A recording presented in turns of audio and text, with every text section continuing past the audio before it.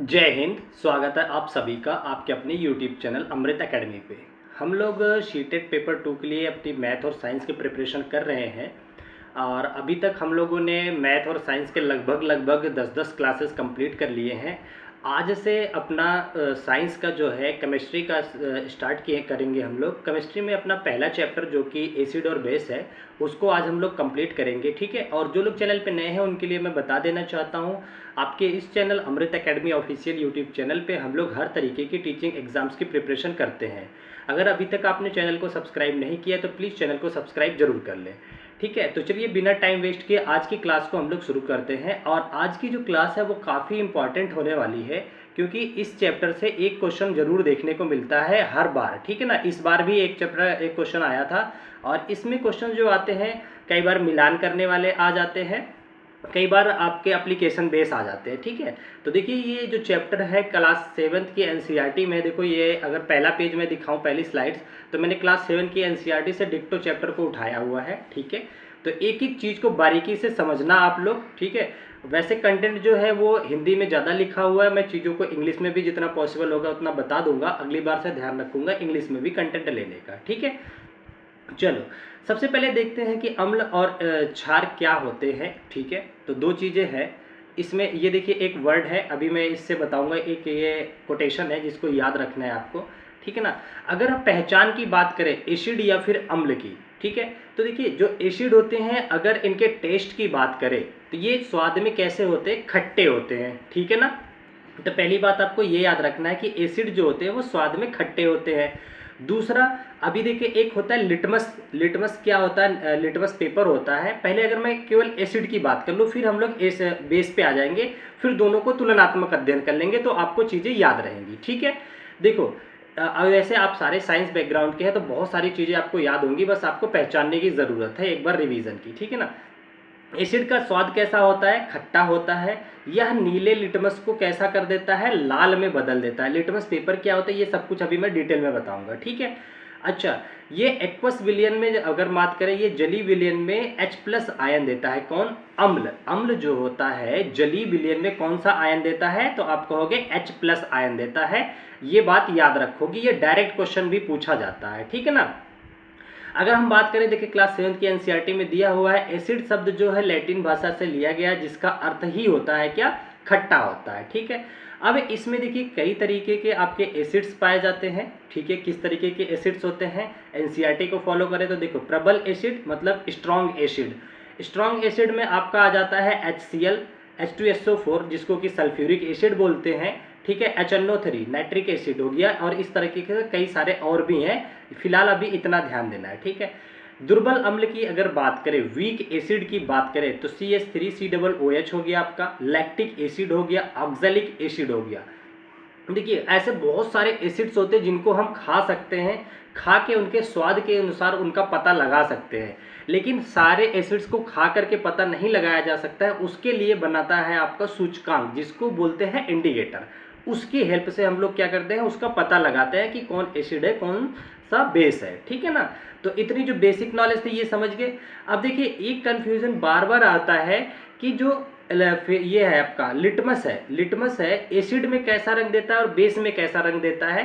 तो उसके लिए एक कोटेशन आपको याद रखना है, अनिल याद रखो। अनिल से मतलब है अ से हो जाता है अम्ल, ठीक है ना, क्या अम्ल हो गया।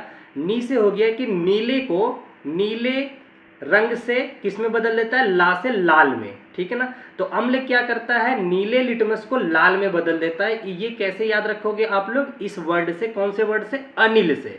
आ से अम्ल, नी से नीला को लाल करता है, ठीक है ना। ये बात याद रहेगी, कोई दिक्कत की बात नहीं है, ठीक है। अच्छा, एक ये सांद्र अम्ल क्या दे रखा है इसको देख लेते हैं। कह रहा है जिसमें अम्ल अधिक मात्रा में होता है जबकि जल अल्प मात्रा में होता है। तो ये तो आप समझ जाते होंगे कि स्ट्रॉन्ग एसिड क्या है, जिसमें एसिड की मात्रा ज़्यादा हो और पानी की मात्रा कम हो, ठीक है ना, तो उसे स्ट्रॉन्ग एसिड बताते हैं। और तनु अम्ल क्या होता है, जिसमें अम्ल की मात्रा कम हो और पानी की मात्रा कम हो और अम्ल की मात्रा अधिक हो, ठीक है। एक तनु की बात कर रहे हैं ना, इसका मतलब होता है जिसमें अम्ल मतलब एसिड अल्प मात्रा में हो तथा जल अधिक मात्रा में हो, उसे तनु बोलते हैं, ठीक ना। कई बार आपसे पूछता है कि एसिड को तनु कैसे किया जाता है, थोड़ा सा न्यूट्रल करने के लिए उसमें क्या किया जाता है, वाटर को एसिड में मिलाना चाहिए या एसिड को वाटर में मिलाना चाहिए। तो इसका भी आपको ध्यान रखना होता है। अगर हमें किसी भी स्ट्रॉन्ग एसिड को वीक बनाना है तो उसमें एसिड में डायरेक्ट पानी नहीं, हाँ थोड़ा थोड़ा करके वाटर मिलाया जाता है, ठीक है ना। तो ये चीज़ आप लोग एक बार और कंफर्म कर लीजिएगा, ठीक है। मैं टू द पॉइंट चीज़ों को करवा रहा हूँ आपको। अच्छा, अब उसके बाद आ जाते हैं हम लोग बेस पे। क्या है हमारा बेस, जिसको कि क्षारक बोलते हैं। बेस क्या होता है, अगर इसके स्वाद की बात करें तो इसका स्वाद जो होता है थोड़ा कसैला होता है, कड़वा होता है, ठीक है ना। ये थोड़ा सॉफ्टी होता है, टच करने पे थोड़ा सॉफ्ट लगता है, पहली बात याद रखोगे। दूसरी बात याद रखोगे इसके पहचान में कि ये लाल लिटमस को नीले में बदल देता है। तो इसके लिए ये कोटेशन आपको याद रखना है, क्या, बेलन। बेलन, बेलन तो जानते होंगे। बे फॉर बेस हो गया आपका, क्या हो गया, बेस हो गया। ला से आपका लाल हो गया, ये लाल लिटमस को किस में बदल देता है, ना मतलब नीले में, ठीक है ना। तो ऐसे करके आप लोग याद रखना, क्योंकि अभी पढ़ रहे हैं तो ये याद है कि जो बेस है वो बेलन मतलब क्या कहते हैं, लाल को नीले में बदल देता है। लेकिन ये थोड़े दिन के बाद कंफ्यूज होने लगते हैं बच्चे कि एसिड किस में बदलता था या बेस किस में बदलता था, ठीक है। तो बेस को बेलन से याद रखोगे कि बेस जो है लाल लिटमस को नीले में बदल देता है, ठीक है ना। चलो, एक ऐसे भी याद कर सकते हो, बेस टू ब्लू। बेस क्या करता है, ब्लू में बदल देता है, ठीक है ना। बेस ब्लू, बेस ब्लू, तो बेस क्या करता है, रेड को ब्लू में बदल देता है। ये भी आप याद रख सकते हो। और इसकी पहचान क्या होती है, क्षारक की अगर पहचान की बात करें तो ये जली विलयन में OH आयन देता है। एसिड क्या देता था, H+ आयन देता था, वहीं ये क्या देता है, OH आयन देता है, OH- आयन देता है जली विलयन में, ठीक है ना, एक्वस सोल्यूशन में। अच्छा, यहाँ तक चीजें हो गई। अब हम आ जाते हैं, देखिए प्रबल क्षारक की बात कर लें अगर, तो देखो प्रबल क्षारक के कुछ नाम याद रख लो। सोडियम हाइड्रोक्साइड हो गया आपका NaOH, पोटेशियम का हाइड्रोक्साइड हो गया, कैल्शियम का हाइड्रोक्साइड CaOH हो गया। ये आपके आते हैं प्रबल में, ठीक है ना। ये डायरेक्ट नहीं पूछा जाएगा, इसके कैसे क्वेश्चंस आएंगे अभी हम उस पर भी बात करते हैं, ठीक है ना। अगर मैं दुर्बल क्षारक की बात करें तो NH4OH याद रखना है आपको, ठीक है। अच्छा, अब देखते हैं कि जो क्षार होता है और आपका लवण होता है, सॉल्ट होता है, ये कैसे पहचान में आते हैं, क्या होते हैं। देखिए सिंपल सी बात है, अगर क्षारक या अल्कली की बात करें, ठीक है, ये जल में घुलनशील क्षारक होते हैं। क्षार कौन से होते हैं, क्षार होते हैं जो ऐसे क्षारक जो जल में घुलनशील हो, उन्हें हम क्या बोलते हैं, क्षार बोलते हैं, ठीक है ना। फिर से एक बार बोलो, ऐसे क्षारक जो जल में घुलनशील हो उन्हें हम लोग क्या बोलते हैं, क्षार बोलते हैं। जैसे NaOH हो गया, KOH हो गया, MgOH होल ट्वाइस हो गया, ठीक है ना। जैसे NaOH देखते होंगे आप लोग, जो कपड़ा धुलने वाला साबुन वगैरह होता है उसमें सोडियम का हाइड्रोक्साइड या पोटेशियम का हाइड्रोक्साइड ही होता है। वो नेचर में कैसे होते हैं, क्षारीय नेचर के होते हैं, ठीक है ना। अगर सॉल्ट की बात करें तो ये एक उदासीनीकरण अभिक्रिया होता है। उदासीनीकरण अभिक्रिया वह अभिक्रिया होती है जिसमें एसिड और बेस आपस में रिएक्शन करके सॉल्ट प्लस वाटर बनाते हैं। अभी आगे मैंने ले रखा है टॉपिक, उसको डिटेल में पढ़ेंगे, ठीक है ना। तो देखिए लवण और देखिए लवण कैसे बनता है, अम्ल और क्षार की परस्पर अभिक्रिया से प्राप्त होता है सॉल्ट, ठीक है ना। तो कुछ उदाहरण जैसे NaCl, साधारण नमक जो हम लोग खाते हैं, ठीक है ना, KCl हो गया आपका, ये सारे क्या आते हैं, सॉल्ट के उसमें कैटेगरी में आते हैं। अब आ जाता है, देखिए हम सारे एसिड और सारे बेस को टच करके या फिर टेस्ट करके तो नहीं पता कर सकते, इसलिए कुछ सूचकांक बनाए गए हैं। सूचकांक बोले तो इंडिकेटर्स बनाए गए हैं, ठीक है ना। उस इंडिकेटर्स में कई तरीके के इंडिकेटर्स हैं, प्राकृतिक भी होते हैं और मैनमेड भी हैं, सिंथेटिक भी हैं, कई तरीके के हैं। आगे मैंने ले रखा है डिटेल में, उनको भी मैं बताऊंगा, ठीक है ना। इंडिकेटर्स का मतलब सूचक होता है। जैसे आप लोगों ने देखा होगा बाइक्स में इंडिकेटर लगे होते हैं ना, गाड़ियों में इंडिकेटर लगे होते हैं, वो क्या काम करते हैं, सूचक का काम करते हैं। सूचना देते हैं कि हम लेफ्ट मुड़ने वाले हैं कि राइट मुड़ने वाले हैं, वो सूचना देते हैं। उसी तरीके से इंडिकेटर्स भी क्या होते हैं, ये सूचना देते हैं कि कौन सा पदार्थ जो है एसिड है, एसिडिक है, कौन सा आपका बेसिक नेचर का है। तो ये सिंपल सी बात हो गया। देखिए कि लिखा हुआ है साफ साफ, सूचक किसी दिए गए विलयन में अम्ल या क्षारक की उपस्थिति को दर्शाते हैं, ठीक है। इनका रंग या गंध अम्लीय क्षारीय माध्यम में बदलता रहता है, अलग अलग होता है, ठीक है। इतना याद रखेंगे। तो अब मैं सूचक को ही पहले कंप्लीट कर लेता हूं, पर एक कुछ चीजें यहाँ से डायरेक्ट क्वेश्चन बनते हैं कि कौन सा अम्ल किस में पाया जाता है, ठीक है। पर मैं सोच रहा हूँ कि इसको इसके बाद लेते हैं। पहले मैं आप लोगों को सूचक के बारे में बता देता हूँ। ये देखो, जो इंडिकेटर अब आ गया था तो पहले इसको डिटेल में समझ लेते हैं। इंडिकेटर समझ के क्या काम करता है, सूचना देता है कि कौन एसिड है कौन सा बेस है। अब कुछ इंपॉर्टेंट हम लोग बात कर लेते हैं सूचकों की, ठीक है ना। तो ये देखिए डेफिनेशन फिर से लिखा हुआ है। वैसे देखो सूचक की अगर बात करें तो कई तरह के सूचकांक होते हैं। देखिए लिखा ना, वैसे तो सूचक के बहुत प्रकार होते हैं परंतु इसके सामान्य प्रकृति कुछ निम्न है। कैसे, एक आपका नेचुरल होता है प्राकृतिक सूचकांक, दूसरा संश्लेषित सूचकांक होता है सिंथेटिक इंडिकेटर बोलते हैं, और एक होता है स्मेल्ट से पता चलने वाला और सार्वत्रिक सूचकांक। तो अब इसमें हम देख लेते हैं कौन सा कैसा है, कैसे बनता है, क्या इसका इस्तेमाल है, ठीक है ना। जितना मैं बता रहा हूँ बस उतना देख के जाना, ट्रस्ट करो। आप कमेंट पढ़ सकते हैं। पिछला 2000 अभी जो 24 का जुलाई का पेपर हुआ था उसमें एक एक क्वेश्चन डायरेक्ट क्लास से आए हुए थे, ठीक है ना। देखिए अगर मैं नेचुरल की बात करें, इंडिकेटर्स की बात करें, तो इसमें आपका आ जाता है लिटमस पेपर आ जाता है, ठीक है ना, फिनाफ्थलीन वगैरह सारे आ जाते हैं। आगे मैंने सारे ले रखे हैं, ठीक है ना। अब देखते हैं यहाँ पे मैं आपको बताता हूँ कि लिटमस होता क्या है। देखो कुछ सूचकों के नाम मैं बता देता हूँ।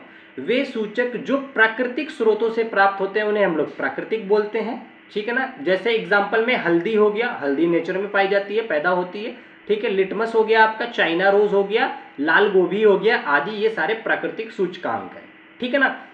लिटमस दो तरीके का होता है, लिटमस का सॉल्यूशन भी होता है और लिटमस का पत्र भी होता है, पेपर भी होता है, ठीक है। ये कैसे बना होता है, देखिए लिटमस विलयन बैगनी रंग का रंजक होता है। वैसे ये नहीं पूछा जाता है आपसे, ये आप लोग डायरेक्ट पढ़ सकते हैं। अभी मैं इसका ये पत्र से क्वेश्चन आते हैं, लिटमस पेपर से।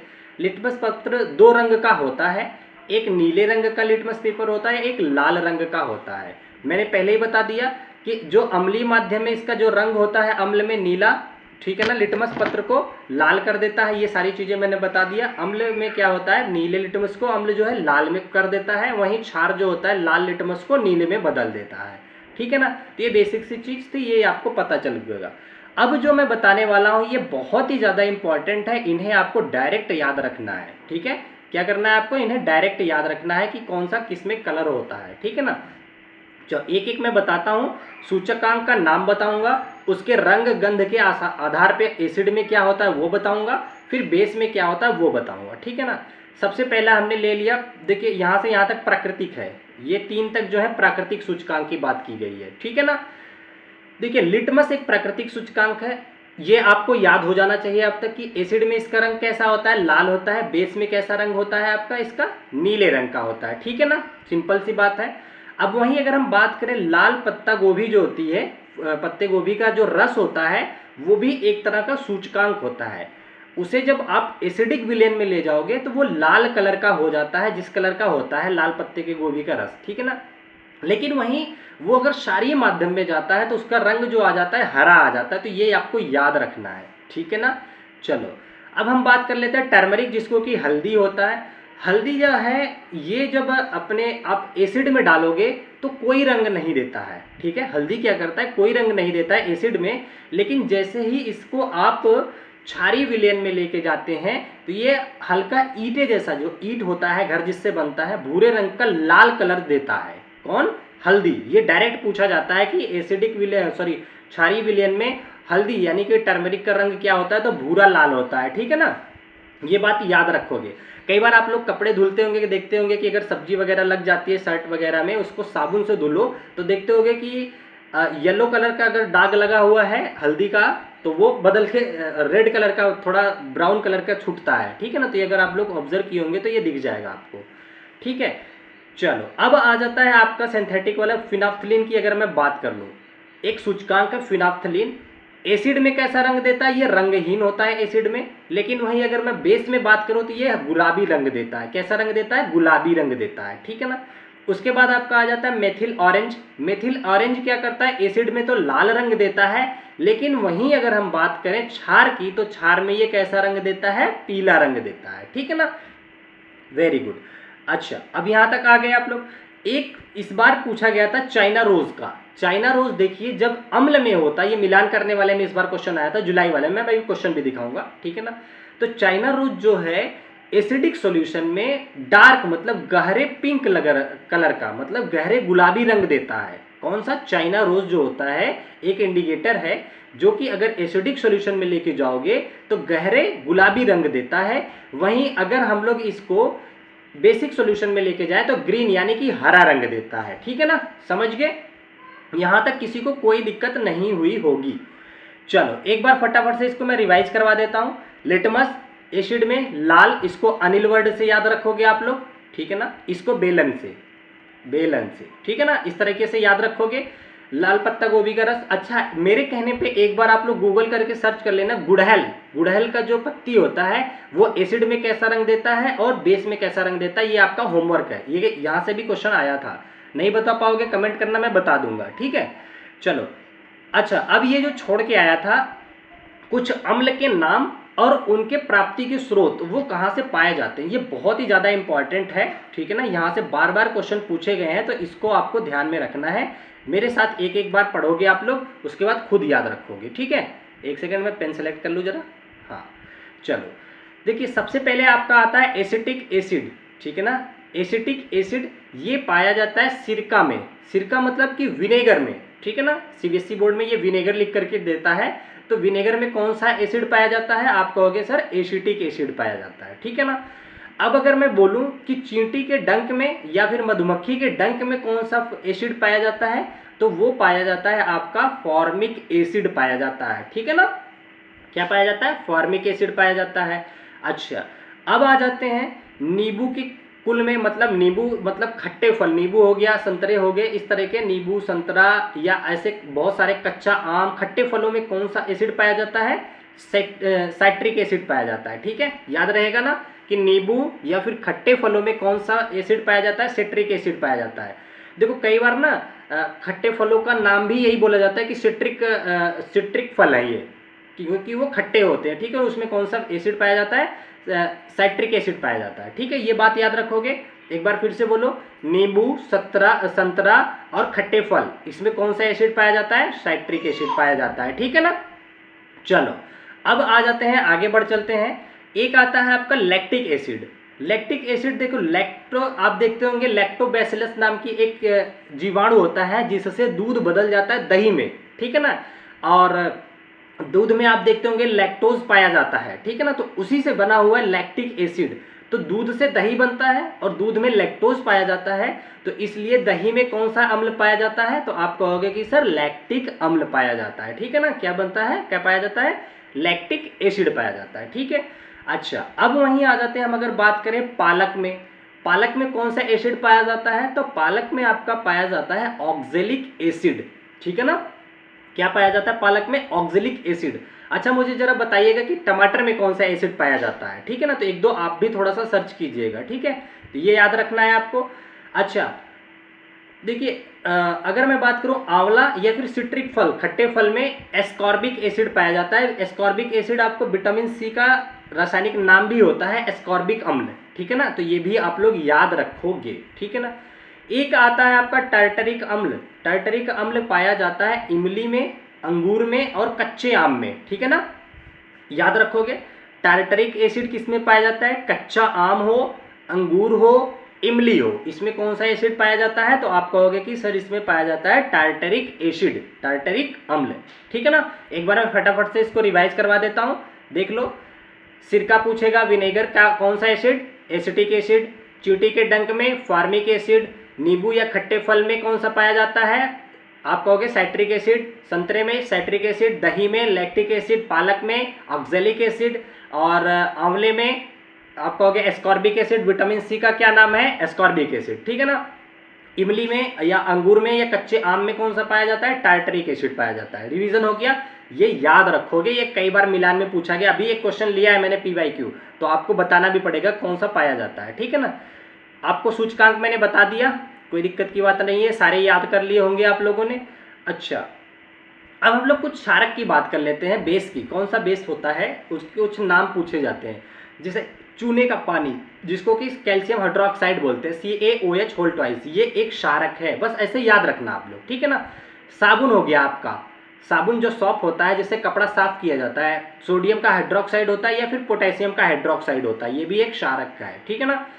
अच्छा, आपका मिल्क ऑफ मैग्नीशिया होता है। मिल्क ऑफ मैग्नीशिया आप लोगों ने देखा होगा कि 6 सेकंड में काम करे तुरंत, वो इनो इनो देखा होगा ना, तो उसमें मिल्क ऑफ मैग्नीशिया पाया जाता है। ठीक है, इसको एंट एसिड भी बोलते हैं। जब पेट में एसिडिटी बन जाती है ना, तो उसके तोड़ के लिए क्या डाला जाता है, पिलाया जाता है, तो क्षारीय प्रवृत्ति की जो सोल्यूशन पिलाया जाता है। तो वो अब जो मिल्क ऑफ मैग्नीशिया होता है, जैसे कि आपका मैंने बताया ना इनो, वो सारा कुछ इसी में आता है, उसका एंटासिड भी बोला जाता है। ठीक है, ये याद रखोगे आप लोग। अच्छा, अब हम लोग थोड़े से एसिड के केमिकल प्रॉपर्टीज की बात कर लेते हैं। ठीक है ना, अम्ल की रासायनिक गुण हिंदी में बोले तो। ठीक है, देखो अम्ल के अगर रासायनिक गुण की बात करें तो अम्ल सबसे पहले जब धातु से क्रिया करता है, धातु मतलब मेटल से, अम्ल जब धातु से क्रिया करता है तो आपका वो सॉल्ट मतलब कि लवण प्लस हाइड्रोजन गैस निकलती है। ठीक है ना, अम्ल जब मेटल से क्रिया करता है तो सॉल्ट प्लस हाइड्रोजन गैस निकलती है। अब आपको एनसीईआरटी में पूछा गया था, एनसीईआरटी में है ये कि जो हाइड्रोजन गैस होता है इसका परीक्षण कैसे होता है। तो हाइड्रोजन गैस का परीक्षण क्या होता है ना, अगर हाइड्रोजन गैस को जलती हुई आग के पास ले जाओगे ना तो ये पट पट मतलब पॉपअप साउंड देता है। तो इससे इसका परीक्षण होता है कि ये जो गैस है कौन सी है, या हाइड्रोजन गैस है, पॉपअप साउंड देता है। तो ये बात याद रखोगे, ठीक है, कोई दिक्कत नहीं है। अब अम्ल की क्रिया देख लेते हैं, मैग्नीशियम कार्बोनेट MgCO3 या मैग्नीशियम बाइकार्बोनेट MgHCO3। ठीक है ना, इससे जब क्रिया कराता है तो सॉल्ट प्लस कार्बन डाइऑक्साइड, जिसको कि लाइम वाटर परीक्षण बोलते हैं, कार्बन डाइऑक्साइड गैस निकलती है ना, इसका भी परीक्षण की बात करता है कि इसका परीक्षण कैसे होता है। तो ये लाइम वाटर से इसका परीक्षण होता है, दूधिया रंग दे देता है ये। ठीक है ना, एक ये याद रखोगे। अच्छा, अम्ल का जब अभिक्रिया होती है मेटेलिक ऑक्साइड से, मेटल का ऑक्साइड अगर है, जैसे मान लो कोई मेटल हो गया, आयरन हो गया, उसके ऑक्साइड से क्रिया करता है, तो देखिए अगर इसमें डिपेंड करता है जो मेटल ऑक्साइड है, अगर ये क्षारीय प्रवृत्ति का है, क्षारीय है, तो आपको पता है एसिड जो है क्षार से रिएक्शन करके सॉल्ट बनाएगा और H2O बनाता है। ठीक है ना, तो अगर अम्ल धातु के ऑक्साइड से अभिक्रिया करता है तो साल्ट और जल बनाता है। ठीक है, ये बात याद रखोगे। चलो, अब हम लोग इतनी इसमें से ज़्यादा टॉपिक नहीं पूछे जाते, जो पूछे जाते हैं वो मैं आप लोगों को हाईलाइट करता चल रहा हूँ। अब आपको याद रखना है बेस। बेस मतलब बेस की जो रासायनिक प्रॉपर्टी है वो क्या है। तो देखिए, जो बेस यानी कि क्षार होता है, जब ये धातु से क्रिया करता है तो ये भी वही काम करता है, सॉल्ट बनाता है और साथ में क्या देता है, हाइड्रोजन गैस। हाइड्रोजन गैस का परीक्षण हमने जान लिया, पॉपअप साउंड आता है। ठीक है ना, जलती हुई मोमबत्ती वगैरह के पास ले जाने पे। अच्छा, दूसरा देखिए, बेस जब नॉन मेटेलिक ऑक्साइड से क्रिया करता है, अगर वो क्षारीय प्रवृत्ति का है, नॉन मेटल हो और उसका ऑक्साइड हो और वो क्षारीय नहीं अम्लीय प्रवृत्ति का हो, तो ये सॉल्ट और वाटर बनाता है। ठीक है ना, तो ये देखिए, ये वाला लास्ट वाला इसका और लास्ट वाला एसिड का, दोनों आपको भी मैं समझाऊंगा उदासीनीकरण अभिक्रिया में डिटेल में। ठीक है ना, चलो यहाँ तक चीजें समझ गए। अब हम आ जाते हैं, थोड़ा सा देखते हैं उदासीनीकरण अभिक्रिया क्या होता है या फिर न्यूट्रलाइजेशन रिएक्शन क्या होती है, उसके बारे में देख लेते हैं। ये डायरेक्ट कई बार पूछा जाता है क्या होता है, तो आपको परिभाषा भी पता होना चाहिए कि अम्ल तथा क्षार की परस्पर अभिक्रिया से जो लवण तथा जल बनता है, इस अभिक्रिया को क्या बोलते हैं हम लोग, उदासीनीकरण अभिक्रिया बोलते हैं। ठीक है ना, एसिड एंड बेस की रिएक्शन से सॉल्ट प्लस वाटर फॉर्मेशन को क्या बोला जाता है, न्यूट्रलाइजेशन रिएक्शन बोली जाती है। तो बस इतनी सी बात आपको याद रखनी है। अब देखिए, थोड़ा सा कई बार एग्जामिनर अगर पेपर टफ बनता है तो उसमें ये पूछ लेता है, ये सॉल्ट की प्रवृत्ति पूछ लेता है कि स्ट्रॉन्ग सॉल्ट बनेगा या इसका नेचर कैसा होगा, जो लवण बनेगा उसका नेचर कैसा होगा, एसिडिक नेचर का होगा या बेसिक नेचर का होगा। देखो, अब देखा डिपेंड करता है, जो एसिड है, एसिड तनु भी होता है और प्रबल भी होता है। अगर स्ट्रॉन्ग एसिड हो और वीक बेस हो, इनकी अभिक्रिया होती है तो सॉल्ट क्या नेचर कैसा होगा, जो मजबूत होगा वही दिखेगा। तो स्ट्रॉन्ग एसिड मजबूत है तो इसका नेचर जो हो जाता है एसिडिक हो जाता है, एसिडिक सॉल्ट बनता है। वहीं अगर ये स्ट्रॉन्ग बेस हो और ये वीक एसिड हो तो अब जो मजबूत है उसका झलक दिखेगा, तो ये बेसिक नेचर का बन जाता है सॉल्ट। ठीक है ना, और अगर दोनों बराबर आ गए तो न्यूट्रल बन जाता है। चलो, इसको मैं और थोड़ा सा और डिटेल में लिखे हुआ हूँ, यहाँ पे समझो आप लोग। ये देखो, एसिडिक, बेसिक और न्यूट्रल सॉल्ट। ठीक है, देखो मैंने बताया ना, स्ट्रॉन्ग एसिड हो, स्ट्रॉन्ग बेस हो, दोनों अगर एसिड स्ट्रॉन्ग हो तो ये न्यूट्रल सॉल्ट बनता है और साथ में वाटर तो बनेगा न्यूट्रलाइजेशन में, ठीक है ना। नेचुरल सॉल्ट बन गया आपका, न्यूट्रल होता है ये NaCl, ठीक है ना। तो हम लोग जो नमक खाते हैं ना वो न्यूट्रल होता है, ठीक है ना, तो एसिडिक होता है ना ही बेसिक होता है। अच्छा अब देखो, अगर वहीं पे स्ट्रॉन्ग एसिड रहे लेकिन बेस जो है कमजोर हो जाए तो इसका जो झलक होगी नहीं दिखेगी, केवल एसिड की झलक दिखेगी। तो देखिए ये इसका जो नेचर हो जाएगा एसिडिक नेचर का सॉल्ट बन जाएगा, ठीक है। तो ये एग्जांपल भी दे रखा है HCl प्लस NH4OH, तो ये NH4Cl बना देता है, ठीक है। तो बस ऐसे ही याद रखना है आपको। दूसरा, अगर वहीं पे देखो कमजोर आपका एसिड हो गया तो इसका झलक नहीं दिखेगा। बेस अगर मजबूत हो गया तो बेस का झलक दिखेगा, बेसिक सॉल्ट बनता है। अगर दोनों ही कमजोर हो गए तो न्यूट्रल तब भी बनता है, नेचुरल सॉल्ट बनता है, ठीक है ना। तो ये आपको याद रखना है। तो यहाँ तक हम लोगों ने समझ लिया एसिड और बेस के बारे में, उनकी रासायनिक अभिक्रिया के भी बारे में समझ लिया। और भौतिक अभिक्रिया आपको पता है स्वाद में खट्टे होते हैं, परिरक्षक का काम करते हैं। तो ये सारी चीज़ें आपको पता होनी चाहिए बेसिक। अब देखिए बहुत सारे एसिड्स होते हैं, अब उसमें तुलना कैसे किया जाए कि कौन सा स्ट्रॉन्ग एसिड है, कौन सा वीक एसिड है, या कौन सा स्ट्रॉन्ग सॉल्ट है, वो क्षार है, और वीक सॉल्ट है, सॉरी वही क्षार, ठीक है ना। तो उसके लिए आपका एक पोटेंशियल ऑफ हाइड्रोजन की स्केल बनाई जाती है, जो कि बचपन से आप लोग देखते रहे होंगे, पीएच स्केल बोलते हैं, ठीक है ना। इसका कई बार फुल फॉर्म पूछता है तो आपको याद रखना चाहिए पोटेंशियल ऑफ हाइड्रोजन, कि हाइड्रोजन की प्रबलता कितनी है, ठीक है ना, क्षमता कितनी है। अब ये पीएच क्या होता है उसके बारे में अगर जान लें तो देखो, पीएच मान उस विलयन में उपस्थित हाइड्रोजन मतलब कि H+ आयन की सांद्रता का एक मापक है। किसी का अगर आप पीएच निकालते हैं, पावर पोटेंशियल ऑफ हाइड्रोजन, तो उसमें हाइड्रोजन की सांद्रता बताता है कितना हाइड्रोजन सांद्र है। ये एक तरह का इस तरह से स्केल होता है। आप लोग सारे साइंस बैकग्राउंड के ये बेसिक चीज़ें जानते होंगे। इसमें काउंटिंग होती है 0 से ले करके 14 तक, 14 तक नंबर होते हैं, ठीक है। इस स्केल पे बीच में 7 नंबर होता है, ठीक है ना। तो देखो जो 7 नंबर होता है इस जिसका पीएच 7 आ जाता है, ये उदासीन प्रकृति का होता है। कैसा होता है? उदासीन का। ये उदासीन होता है, जैसे वाटर हो गया आपका। अगर इससे कम अगर कोई नेचर का है, 0 से लेकर के 7 के बीच में अगर कोई सॉल्यूशन है जिसका पीएच 0 से 7 के बीच है, तो उसको बोला जाता है एसिडिक नेचर का, अम्ल की प्रवृत्ति का होता है। और 7 से 14 के बीच का जो होता है वो क्षार होता है, ठीक है ना, क्षारीय प्रवृत्ति का होता है। यहाँ पे देखो सारा लिखा हुआ है मैंने, क्या क्या लिखा है देख लो। इसका मान 0 से लेकर 14 तक होता है, ये बात पता होनी चाहिए। अम्ल जो होता है इसका पीएच 0 से लेकर 7 तक होता है।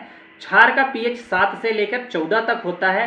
जो उदासीनी लवण होते हैं उनका पीएच एग्जैक्ट 7 होता है, ठीक है ना। तो ये जल जो होता है आपका, वाटर जो होता है, एग्जैक्ट 7 होता है। अब देखो अगर किसी का पीएच 0 है तो वो बहुत ही ज़्यादा स्ट्रॉन्ग एसिड होगा। किसी का 2.2 है तो वो थोड़ा सा इससे कम होगा। तो जैसे जैसे 7 के पास आएगा वो कम होता जाता है, ठीक है ना। देखो जैसे दूध के दांत जो टूटते हैं बच्चों के, उसका जो होता है वो एसिड होता है लगभग 5.6 के आसपास पीएच इसका हो जाता है, ठीक है। तो ये सारी चीज़ें आपको याद रखना है। और कुछ पीएच आपको याद रखना है, जैसे ब्लड किसका कितना होता है, आपका नींबू का पीएच कितना होता है आपका, और स्टमक में जो हाइड्रोक्लोरिक एसिड होता है उसका पीएच कितना होता है वो याद रखना है, ठीक है। तो एक चीज़ तो बस इतना याद रखना कि जितना ज़्यादा 14 के पास पहुँचोगे, क्षारीय गुण उतना स्ट्रांग होता जाएगा, उतना ही स्ट्रांग क्षार मिलेगा। जितना अगर करीब आप 0 के जाओगे उतना ही स्ट्रांग एसिड मिलेगी, ठीक है। इतनी बात आपको याद रहनी चाहिए। चलो आगे बढ़ चलते हैं, देखते हैं क्या है। अच्छा अब हमने एक क्वेश्चन से ले रखा है आपके सामने, थोड़ा सा क्वेश्चन। आज की क्लास में हम लोग ज़्यादा क्वेश्चन नहीं करेंगे, एक सिंपल ले रखा है, वीडियो ज़्यादा लंबी ना, इसलिए मैंने क्वेश्चन सेशन जो है अगले जो इसका पार्ट आएगा एसिड बेस का पार्ट 2 होगा, उसमें मैं आप लोगों को कुछ इम्पॉर्टेंट पीएच वैल्यू किसकी किसकी, जैसे कि आपका शराब का हो गया, आपके पीएच ब्लड का हो गया, नींबू का हो गया, ये सब मैं याद करवाऊंगा उस वाली वीडियो में, और उसमें सारे PYQ सॉल्व करूंगा। पर एक प्रीवियस ईयर 22 का ये है, इसको जरा मुझे बताओ कि क्या इसका आंसर होगा। नीचे दे रखा है देखिए, कॉलम 1 में दिए गए अम्लों का कॉलम 2 में दिए गए खाद्य पदार्थों में मिलान करना है, ठीक है ना। तो चलो मिलान करते हैं। जरा बताओ एसिटिक एसिड किस में पाया जाता है। अभी मैंने आप लोगों को ये पढ़ाया है कि एसिटिक एसिड किस में पाया जाता है, तो आप जरा बताओ किस में पाया जाता है। तो अभी बताया ना कि एसिटिक एसिड पाया जाता है आपका विनेगर यानी कि सिरके में। पहले स्लाइड आपको दिखाऊं जरा, देखो फटाफट से आ जाओ ऊपर, यहाँ पे मैच करवाता हूँ, आप लोग भूलते बहुत जल्दी हो। यहाँ पे देखो, देखो सिरका है ना, सिरके में कौन सा एसिड होता है, एसिटिक एसिड, ठीक है ना। तो ऐसे डायरेक्ट आप लोगों को ये याद रहना चाहिए, क्वेश्चन इसी तरीके से आता है। देखो क्वेश्चन आपको दिखाया ना मैंने, ये सारे प्रीवियस ईयर के ही क्वेश्चन है। तो ए जो है, ए का मिलान होना चाहिए 4 से, तो ए 3 से, ये ऑप्शन कट गया, ए 2 से कट गया, 2 ऑप्शन बचे हैं। अच्छा अब बी पे आ जाते हैं। बताओ लैक्टिक एसिड, लैक्टिक अम्ल किसमें पाया जाता है, क्या पालक में पाया जाता है, क्या नींबू में पाया जाता है, नहीं दही में पाया जाता है लैक्टिक एसिड। मैंने बताया ना कि दूध में लैक्टो वो पाया जाता है, लैक्टोज पाया जाता है, तो उसी से बनता है लैक्टिक एसिड। तो अब आपका जो बी का मिलान है ये होना चाहिए किससे, 3 से। तो जरा दोनों बचे हुए ऑप्शन में देख लो, बी कहाँ 3 से मिल रहा है, यहाँ 1 से मिल रहा है, ये भी कट गया, 3 से मिला, चौथा ऑप्शन आपका करेक्ट हो गया, ठीक है। बाकी बचे हुए का मिलान कर लो, सी का 1 से। ऑक्सैलिक अम्ल, ऑक्सैलिक अम्ल किसमें पाया जाता है बताइए, मैंने आप लोगों को पढ़ाया अभी, पालक में पाया जाता है इसीलिए मैंने बताया है, ठीक है ना। साइट्रिक एसिड आपको बताया था, नींबू वगैरह में, खट्टे फलों में आपके पाए जाते हैं साइट्रिक एसिड, तो ये आपको याद होगा, ठीक है ना। तो आई होप आज की क्लास आप लोगों को समझ में आया होगा। अगर कोई भी डाउट रह गया है तो आप लोग कमेंट कीजिएगा, उसको मैं बताऊंगा। और हाँ, ये बात आपको याद रखना है कि सेकंड पार्ट आपको जरूर देखना है। सेकंड पार्ट में क्या मैं बताऊंगा, सारे पीएच याद करवाऊंगा और कुछ ट्रिक भी बताऊंगा जो प्रीवियस ईयर, लगभग 10 सालों में जितने भी प्रीवियस ईयर एसिड बेस से आए हैं उन सबको मैं डिस्कस करूंगा, ठीक है। तो वो जो नेक्स्ट वीडियो आने वाली है वो आप लोगों के लिए काफ़ी इंपॉर्टेंट होने वाली है। और चैनल को सब्सक्राइब नहीं किए तो प्लीज़ चैनल को सब्सक्राइब जरूर करके जाना, ठीक है ना। आप लोग देख रहे होंगे कि मैं कंटेंट बहुत ही अच्छे से तैयार करता हूँ, फुल एनसीईआरटी बेस्ड कंटेंट होता है। आप पिछली जो जुलाई में पेपर हुआ था, कमेंट जा करके बच्चों का देख लीजिएगा, एक एक क्वेश्चन डायरेक्ट फंसा था, ठीक है ना। तो आपको कहीं जाने की जरूरत नहीं है, मैथ और साइंस में अच्छा करा दूंगा आप लोगों का, बस लग के पढ़ाई कर लो। और ये जो सारे नोट्स दिख रहे हैं ना, ये सारे नोट्स आप लोगों को नवंबर मंथ में मैं आप लोगों को फ्री ऑफ कॉस्ट देने वाला हूं। पर उससे पहले पहले जो लोग सब्सक्राइब किए हैं बस ये उन्हीं को मिलेगा, बाकी सबको हो सकता है कि कुछ पे करना पड़ सकता है, इसलिए आप लोग पहले ही जुड़ जाइए नवंबर से पहले पहले और सब्सक्राइब करके के उस टाइम आपसे कुछ पूछा जाएगा तो आप लोग बताइएगा कि हाँ उस क्लास में था, मैं नहीं था, कैसे, सब पता चल जाएगा, ठीक है। तो आज की क्लास को यहीं तक रखते हैं। आई होप चीज़ें पसंद आई होंगी, तो प्लीज़ लाइक शेयर सब्सक्राइब करके जाइएगा। फिर मिलते हैं अपनी नेक्स्ट वीडियो में, तब तक के लिए अपना ध्यान रखें। Bye bye, take care, thank you so much, Jai Hind.